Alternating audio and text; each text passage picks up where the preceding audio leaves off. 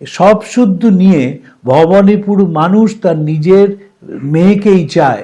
সেখানে শুভেন্দু অধিকারীর আমার নিজের ধারণা কোনো স্থান নেই।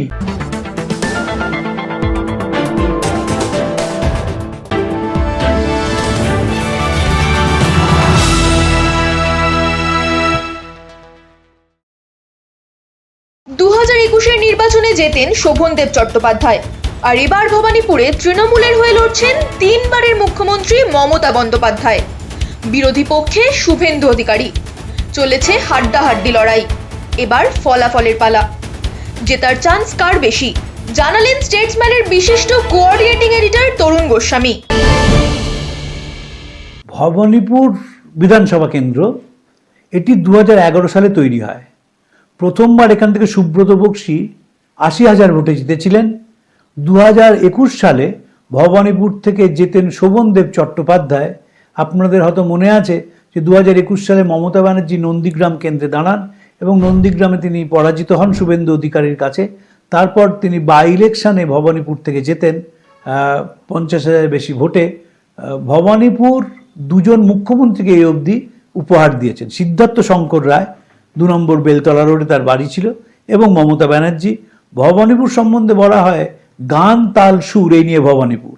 ভবানীপুরে আশুতোষ মুখোপাধ্যায় ছিলেন। ভবানীপুরে বহু প্রাচীন, শতাব্দী প্রাচীন মিত্র ইনস্টিটিউশন রয়েছে, যেখানে ছাত্র ছিলেন হেমন্ত মুখোপাধ্যায়, সুভাষ মুখোপাধ্যায়, কবি সুভাষ মুখোপাধ্যায়, চিত্ততোষ মুখার্জি, সোমনাথ চ্যাটার্জি, এবং একসময় খুব নামকরা স্কুল ছিল। সেই ভবানীপুরে এবার মমতা ব্যানার্জির সঙ্গে শুভেন্দু অধিকারী, সকলের নজর এই কেন্দ্রটির দিকে। সারা ভারতবর্ষের টেলিভিশন চ্যানেল, সারা ভারতবর্ষের প্রিন্ট মিডিয়া বুঝতে পারছেন যে তারা সকলেই জানতে চাইছেন কে ভবানীপুরে জিতবেন। ভবানীপুরের 60% হিন্দু, 40% মারোয়াড়ি, পাঞ্জাবি, গুজরাটি, মুসলমান এবং সিন্ধি। এই যে ভবানীপুরে এত ধরনের মানুষ থাকেন, তাই অনেকেই বলেন ভবানীপুর হচ্ছে মিনি ইন্ডিয়া। এক সময় ছিল যখন ভবানীপুরের এই যোগুবাজারটি পাঞ্জাবি এবং গুজরাটিরা চালাতেন, তাই বলা হতো যোগুবাজারকে যোগুবাজার না, ওটা যদুবাবুর বাজার, সেখান থেকে যোগুবাজার বলা হতো গুজুবাবুর বাজার। গুজরাটিরা ভবানীপুরে একটি বিরাট সংখ্যায় থাকতেন। এখন তাদের অনেকেই বাইরে চলে গেছেন, অন্য রাজ্যে চলে গেছেন, নিজের রাজ্যে ফিরে গেছেন। এখন গুজরাটিদের সংখ্যা কম। সেইখানে এবার ভবানীপুরে কি হলো বুঝতে হবে।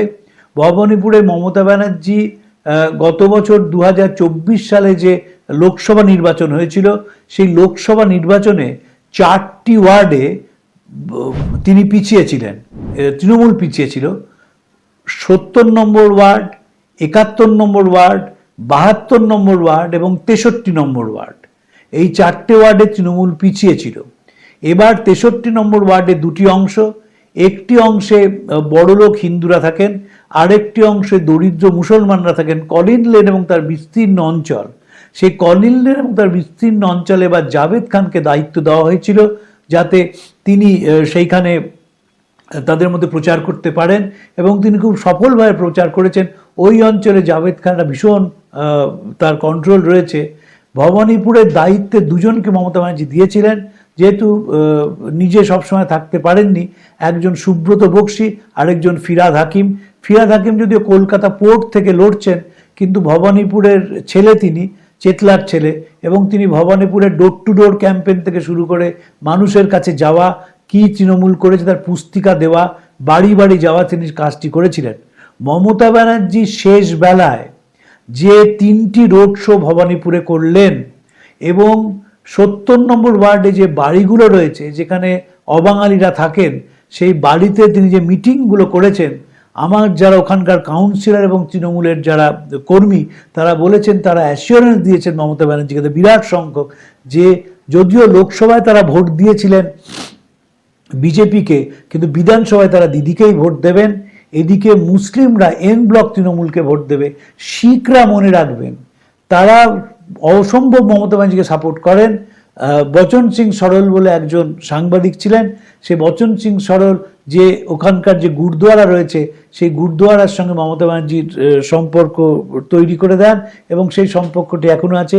ভবানীপুরে চার্চ আছে, ভবানীপুরে একমাত্র গ্রিক অর্থোডক্স চার্চ রয়েছে, ভবানীপুরে কালীঘাটের মন্দির আছে, ভবানীপুরে গুরুদুয়ারা আছে, এই যে বিভিন্ন ধর্ম, ভবানীপুরে একাধিক মসজিদ আছে, এই যে বিভিন্ন ধর্মের মানুষ থাকেন, তার যে উপাসনা কেন্দ্র থাকে, সেইখানে সারা বছর ধরে তৃণমূল যাতায়াত করেন, তৃণমূলের নেতারা কর্মীরা, ফলে তৃণমূলের সঙ্গে তাদের একটা যোগাযোগ থেকেই যায়। ভবানীপুরটা আমার মনে হয়েছে এটার হাইপ তৈরি করা হয়েছে। এখন তো হাইপের যুগ, সেন্সেশনাইজেশন করা, সব কিছুকে সেন্সেশনাইজ করা হয়, ভবানীপুর কেন্দ্র তাই এবার করা হয়েছে। শুভেন্দু অধিকারী ভবানীপুরের মানুষ নন, বাইরে থেকে এসে ভবানীপুর কোনোদিন কোনো বাইরের মানুষকে ভোট দিয়ে জয়যুক্ত করেনি, এবারও করবে না। ভবানীপুরে মমতা ব্যানার্জি কালীঘাটে, তিনি জন্মেছিলেন বীরভূমে, তারপর তিনি কালীঘাটে থাকেন, ভবানীপুরে স্কুলে তিনি পড়তেন, তিনি ভবানীপুরে আশুতোষ কলেজে পড়তেন, ল কলেজে পড়তেন, ভবানীপুরের স্কুলে পড়াতেন, ভবানীপুরের হরিণঘাটার একটি দুধের ডিপোয় তিনি কাজ করতেন, আশুতোষ কলেজ থেকেই তার রাজনীতি শেখা, ফলে তিনি স্থানীয় মেয়ে। এই স্থানীয় মেয়ে লোকাল হিরো তো, ফলে তার একটা সবসময় অ্যাডভান্টেজ থাকে। যেমন ওয়ানখাড়ে স্টেডিয়ামে সুনীল গাভাস্কার অ্যাডভান্টেজ ছিল, কারণ তিনি লোকাল ছেলে ছিলেন, মারাঠি ছিলেন। যে অ্যাডভান্টেজটি সচিন তেন্ডুলকার পেয়েছেন, মমতা ব্যানার্জিও ঠিক তাই, তিনি নিজের হোম টার্ফে খেলছেন। শুভেন্দু অধিকারী থাকবেন বাইরে মেদিনীপুরে, তিনি সেখান থেকে ভবানীপুরে আসবেন, ভবানীপুরের মানুষের পাশে দাঁড়াবেন, এ ভবানীপুর মানুষ কোনোদিন মানেনি, মানবেও না। দ্বিতীয় কথা, ভবানীপুরে গত কয়েক বছর ব্যাপক কাজ হয়েছে। ভবানীপুরের বেশ কয়েকটি রাস্তা আছে, যেমন রমেশ মিত্র রোড, যেমন চক্রবেরিয়া রোড, যেমন বেনীনন্দনের, এখানে ব্যাপক জল জমতো, এখন জল জমাটা বন্ধ হয়ে গেছে। যদি ভবানীপুরে কখনো যান দেখবেন আলো ঝলমল করছে ভবানীপুর। ভবানীপুরেই মমতা ব্যানার্জির কেন্দ্রেই পূর্ব ভারতের সবচেয়ে বড় সরকারি হাসপাতাল SSKM, যেখানে বহু মানুষ যাচ্ছেন। ভবানীপুরের যে পুরনো কলেজ হচ্ছে আশুতোষ কলেজ, সেও শতবর্ষ প্রাচীন। সব শুদ্ধ নিয়ে ভবানীপুর মানুষ তার নিজের মেয়েকেই চায়। সেখানে শুভেন্দু অধিকারীর আমার নিজের ধারণা কোনো স্থান নেই, কিন্তু এমন করে প্রচার চালানো হচ্ছে যেন একেবারে নেক অ্যান্ড নেক ফাইট হবে না। আমার নিজের ধারণা, মমতা ব্যানার্জি খুব যদি খারাপ করেন তাহলে 30,000 ভোটে জিতবেন, এটি আমার রিডিং।